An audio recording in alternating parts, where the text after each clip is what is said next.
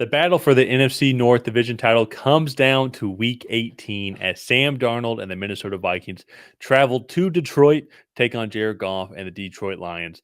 My name is Tyler, here with my brother Ryan, and we're going to break down this Week 18 matchup between the Vikings and Lions. But before we get into that, if you like the work that we put out and want to help support the Tracy Take grow, be sure to subscribe to the Tracy Take and also tackle that bell to get notified when new videos come out. And while you're at it, leave a like and a comment. Let us know who you think will win this game and why. And Ryan, for both teams, it's pretty simple. Win this game, get a week vacation.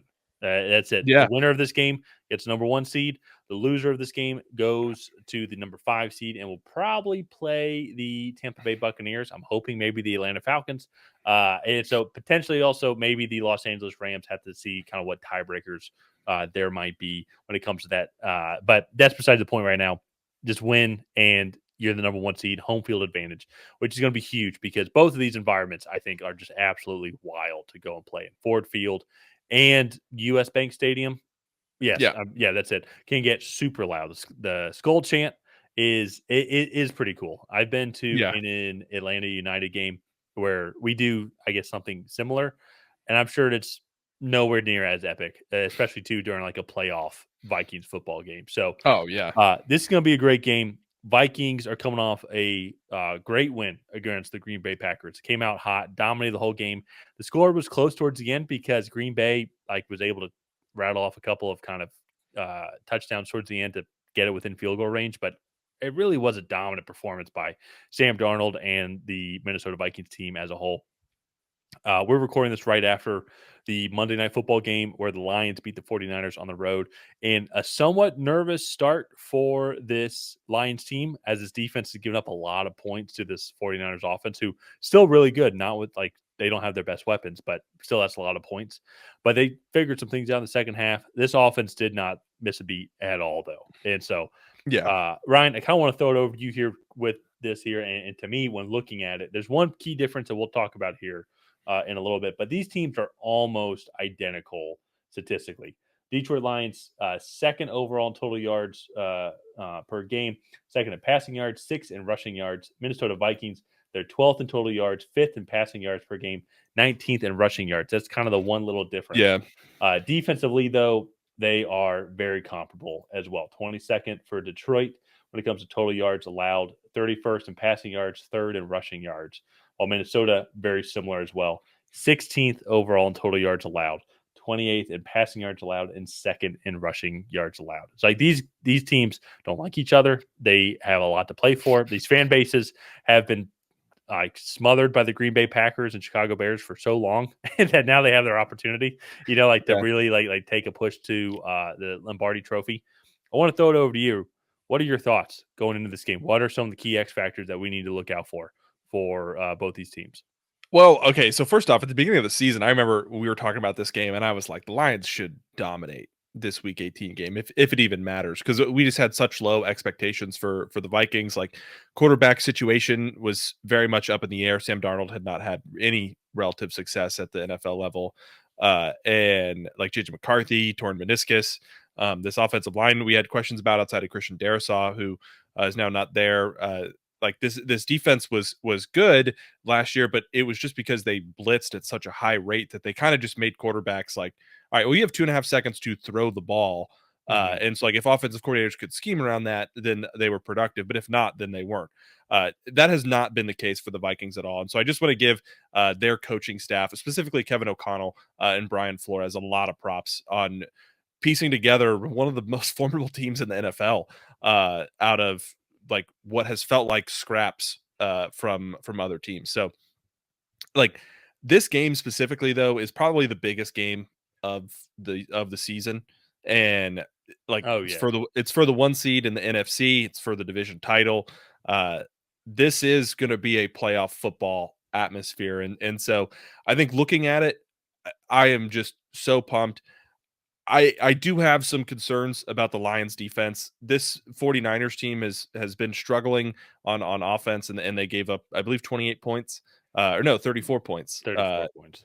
Should have To been more. Should have been more. Yeah, Missed extra point, yeah, and a missed field goal to end the half. And then Brock Purdy threw yeah. a couple of interceptions in the second half.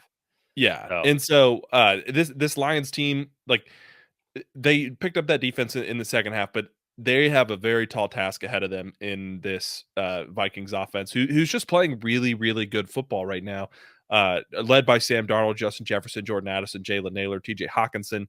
Like, all of these guys are just, playing really well. Kevin O'Connell's doing a great job getting the ball in those playmakers' hands. So I'm really excited for it. I will say I think the Vikings have a clear advantage on the defensive side of the ball. Uh, that defense is still relatively healthy. They're still playing it at a really high level. And Brian Flores is a very much a head coaching candidate, I think, going into 2025. yeah, no, I see your points, especially too talking with the Vikings as well. Like Kevin O'Connell, has done an amazing job. Brian Flores done an amazing job, but also too, let's give some props to Sam Darnold as well. I Yeah. think he's had a, phenomenal season. Potential. I don't know how you would classify it as like comeback player of the year. I think Vikings fans as well. Props to you guys who commented on our last video as well. You guys provided some good points on just statistically how well he has been doing. This season to back him up. And I think that there is a lot of great talent around him, and not all players can really kind of rise to the occasion to the level that Sam Darnold has been playing at, to have this type of performance that he's having, and he's been able to do that. It's a genuine conversation on what do the Vikings do in this offseason, because he's going to be a free agent. He's due a lot of money. He deserves the money after this season, especially too with what he's done for this Vikings team. There's going to be a lot of franchises that are going to want to keep him. But then, what do you do? Then do you keep JJ McCarthy, who is an unknown at the same? I mean, you picked him 10th or 11th overall for a reason. So it's Mhm. going to be very fascinating on what they do this offseason. But I will say this though, I think a lot of it will come down to his performance on this game, because this will be one of the tougher environments that any team has played in this season. With Detroit, that fan base at Ford Field on the road, it is going to be so loud. They're going to be so behind this Lions team. And I know there's concerns on the defensive side of the ball, rightfully so. But this offense, though, is just absolutely clicking. This offensive line, I think, is playing great. I think they can Yeah. match up, and I think they can take what Brian Flores is going to deliver to them. I think they match up well. To me, correct me if I'm wrong, especially to Vikings fans as well. I want to hear your guys' thoughts and knowledge on this. I think if there is a weakness to this team, it's just going to be that secondary for the Vikings, and that's where I think you have Amon-Ra St. Brown, you have James Williams, and I will say this: a huge, maybe potential comeback player of the year, especially if he ends up being one of the reasons why the Lions win the Super Bowl. Tim Patrick has been a Yeah. godsend, I think, to this team. They needed a guy like this third receiver, where you can't just hone in on Amon Ra, St. Brown, and try and lock him down and try and defend James Williams' speed. Tim Patrick has played really well. He had a key block in this 49ers game that helped give Jahmyr Gibbs that touchdown to go up 2 scores towards the end of this 49ers game. He's a veteran receiver. He knows his role. He's been playing well. He fits perfectly kind of into what Dan Campbell and this team has been doing here. And on the flip side too, as well, we talk all about Sam Darnold. Jared Goff is also having a phenomenal year. Outside of that 5-pick game against the Texans, which was just weird, he's had a phenomenal season. I think outside of that, Oh, yeah. both of these guys are finalists when it comes to MVPs, in my opinion. Now, if finalists was like a 6 or 7 person list, but they're up there. I think if it comes to voting, they'd be top 10. It comes to MVP, just with the season that they've had. But to me, I think being at home is just going to be such a huge advantage for Detroit in this game. I think it's going to be such a loud atmosphere as well. They've been in these moments. This team has been together now for the past 4 or 5 years. Sam Darnold, as great as a season that he's just been with this team for less than a year now. So it's just those little intricacy type things, just that things you can't really teach. And that's Yeah. why for me, kind of going into this game here, it just kind of seems like destiny for Detroit, doesn't it? Like, yeah, like they've had all this Yeah, a little adversity bit. throughout this entire season. Aiden Hutchinson's going down, but he could potentially come back. All the injuries, it just seemed like they were just getting hit with a hammer every single week with just a major blow, major blow. And yet they're still finding ways to put up 40 points. They're still finding ways. And blows, I mean by injuries. Like this key player went Yeah. down. This key player went down. And them this being at home, I think it's just going to be a phenomenal game. And I think it's going to be a high scoring game as well because I think both of these defenses are going to struggle to stop the opposing offense because they're both just clicking.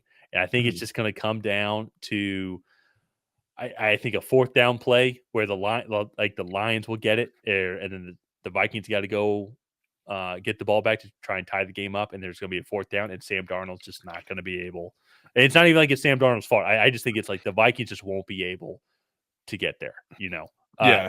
So I also have a feeling I'm predicting this now. This is not the last time these two teams play this season. Like I think they meet Interesting. again in the postseason. So, but I'm going to go with Detroit here. I'm going to go with the home team. If Minnesota was at home, I probably would go with Minnesota. If I mean, even though I know I Detroit beat Minnesota on the road earlier. I'm gonna go with Minnesota. I said it earlier in the video. I feel like they just have the better defense right now. Yeah, And I feel like offensively, they're pretty equivalent. Like Justin Jefferson, Jordan Addison, Jalen Naylor, TJ Hawkinson versus Amon-Ra St. Brown, Jamison Williams, Tim Patrick, and Sam Sam Laporta. Laporta. Yeah, I like those are some fantastic pass catching groups. Like and offensively, like the Lions have a clear advantage, I think, on the offensive line and in the running game. But defensively, I think it's a clear advantage for the Vikings. And so I'm gonna go with Minnesota. We also were I'm behind in our season long competition, so I got to gain some ground. So I got to disagree on these last few games here, but I'm gonna go with Minnesota. I think they can come in and play spoiler in what has felt like what you said, like the Detroit Lions' destiny all season is to be the number one seed, to be the road for the NFC to go through. I really think the Vikings could come in and steal it at the last second, yeah, which is very like that is insane to me that like this is a possibility for the Vikings to be the number one seed in the NFC. And it's not like by default, like they deserve to be the number one seed in the NFC right now. yeah. Oh, So absolutely. I mean, they're up there with the way that they've been playing. It's gonna the NFC representation in the Super Bowl is going to come down to Philadelphia or one of these two teams. yeah, It's just going to depend, especially too. It's going to be really fun as well with if Philadelphia plays one of these two teams, and I actually don't think that they have played Detroit or Minnesota no, at they all this haven't. year, and so Not it's this going to year. be fun. It's if whenever that does happen, it's going to be the Yeah, best rushing offense and Saquon Barkley going up against one of the best rushing defenses in either Detroit or Minnesota. So that's just going to yeah. be a phenomenal matchup in general. So I can't wait for this game. Sunday night cannot come soon enough. This was a pretty easy marquee game, like when they were trying to figure out the Week 18 schedule. That Mhm. this was like, yeah, this is going to be the Sunday night football. This is going to be the way that we end the Oh, season. I think in a phenomenal yeah. game. The one thing I will say to your point when you list off that receiving room, and one thing I watched tonight as well, which is going to be the biggest cause for concern for Detroit, there seemed to be a lot of middle of the field crossing routes that were guys with wide open from Yeah. San Francisco tonight. George Kittle, Ricky Pearsall had himself a day. Juwan Jennings as well played well. I think Brock Purdy threw for 377 yards or something like that. And that's with the 49ers offense, which is pretty banged up. Yeah. And so to your point, though, it's going to be TJ Hawkins. Oh, sorry, it's going to be Justin Jefferson. TJ Hawkinson also is going to be there. Jordan Addison as well. It's the Lions are going to have to somehow crack down on those pretty easy and routine 15 to 20-yard intermediate throws up the middle because it just seemed like it was happening over and over again. So if they're not able to crack that down, like it's just going to be another perfect performance that they're going to need by Jared Goff and his offense. Yeah. So let's go ahead. Let's wrap up this video here. If you guys have not already, please go ahead and like and subscribe. Leave a comment down below on who you think is going to come out ahead in this matchup. Will it be the Minnesota Vikings? Will it be the Detroit Lions? And other than that, we will see you guys next time.